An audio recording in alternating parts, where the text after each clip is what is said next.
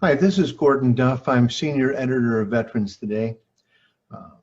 Within 1 hour after the mysterious explosion in Beirut, I received a contact from a senior retired defense official in Lebanon, a general, who told me that they had proof they had been attacked by Israel, that a warehouse had been hit by a sea-based small missile. A fire had been started, and then a larger missile, they believed from an F-16, had hit the warehouse using a tactical nuclear weapon. I was then sent a video.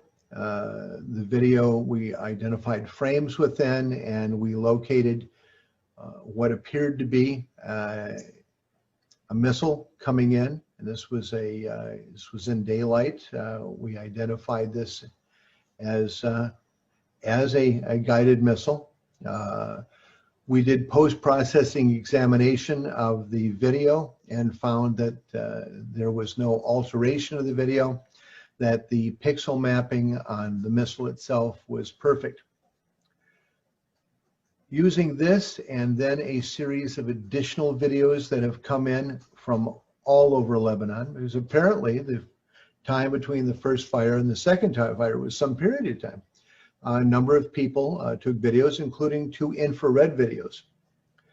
Those went through processing and examination here, and we were able to isolate very clear images of what looked to be a 30-plus foot Israeli surface-to-surface missile.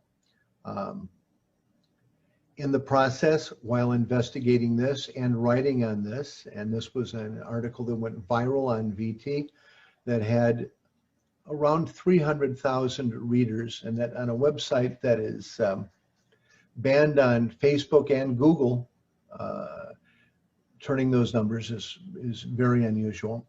In subsequent investigative articles, including one submitted from the government of Italy, where our videos were looked at, where they received their own videos and their own intelligence, they were able to ascertain that a tactical nuclear weapon was used, and thus it was the opinion of the government of Italy that Lebanon had been attacked.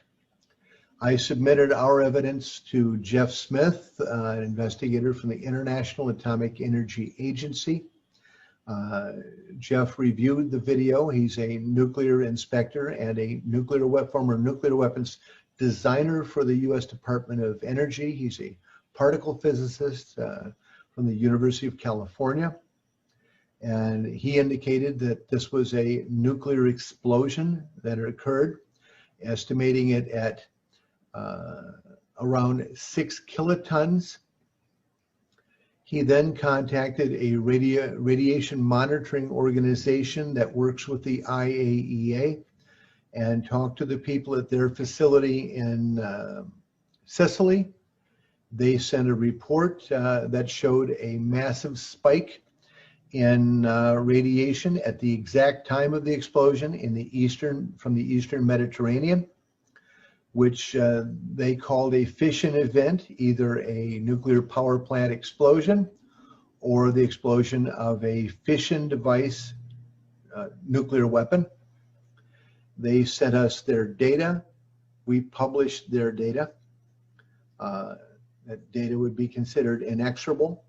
In the interim, we contacted the government of Lebanon and were asked to submit information to them. And we know that they contacted the French government and asked for surveillance information on a possible missile launch. Our story was reviewed by people in the United States Pentagon, the generals from the Pentagon that reviewed the story and then reviewed American intelligence in the region, contacted the President of the United States. The President of the United States, Donald Trump, announced to the public that Lebanon had been attacked using a bomb or weapon of other kind. Based on his information, he was then attacked in the press rather wildly, and then he again reiterated that the Pentagon had told him that this was an attack on Lebanon using some kind of device. I believe that would be considered classified if it were a nuclear weapon. In the interim, there has been a tremendous reaction in Facebook and Google banning any mention of these weapons being used, of Israel, across the internet. There have been threats, death threats against anyone who has carried this story forward. While this has gone on, we were contacted by a political figure out of Lebanon with direct knowledge of the case, and I'll tell you why I mean this was a case. And he came to us with a highly detailed story. He told us that 6 years ago, Israeli intelligence, working with other assets, bought a small leaky ship in Cyprus, aided by a Russian group, not part of the Russian government. They loaded this ship with what they made to appear to be ammonium nitrate, but was in actuality dirt and rocks. Brought the ship in to Lebanon.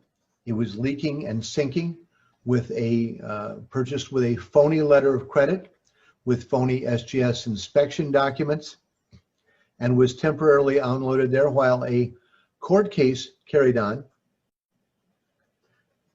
They have since maintained this fake cargo at that warehouse for 6 years.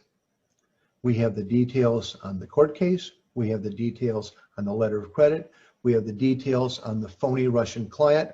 We have the details on the seller of the ammonium nitrate, who was first in Romania, Moldova, and then in the Republic of Georgia, where no such facility exists that produces these products. These were changed 3 times. We're investigating this as part of what appears to be a broad multi-year scheme by the state of Israel, who was planning an attack on the infrastructure of Lebanon. In this case, the attack on this port would virtually starve the Lebanese people. Destroys a massive amount of food, destroys the ability to import and export food for, it'll be many months now, without great difficulty. And of course, one of the things that made us suspicious is that Benny Gantz, Israel's defense minister, announced 5 days in advance that he was planning on staging an attack on a significant Beirut-based infrastructure facility in Lebanon. 5 days later, we have an explosion of ammonium nitrate fertilizer with the problem.